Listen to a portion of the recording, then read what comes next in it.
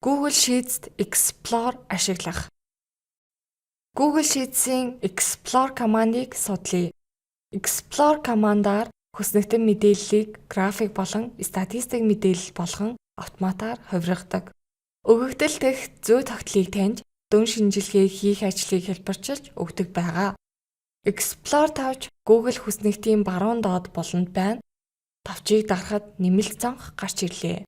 Энэ цонх хоосон байгаа бол заагуурыг хоосон нүдэн дээр байрлуулсан эсвэл хүснэгтэд хангалттай мэдээлэл хороогүй гэсэн үг.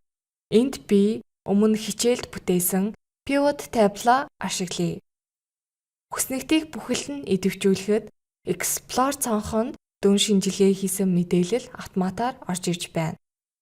Бүх өгөгдлийн нийлбэр, дундаж утга, хамгийн бага, хамгийн их утга өгөгдлийн тоо зэрэг статистик мэдээллүүд байна. Доошоо явбал график, диаграм автоматар хийгджээ.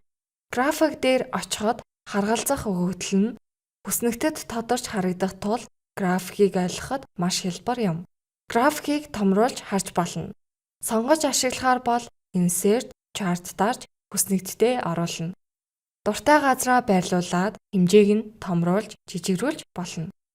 Хүснэгтээс хэсэгнүүдийг тухайлан сонгвол Explore-с эдгээр өгөгдлүүдийн нийт ба дундаж дүнг гаргаж өгнө. Хуудасны таабуудыг сэлгэн дарахад дүн шинжилгээний мэдээлэл нь шинжлэгдэн гарч байдаг.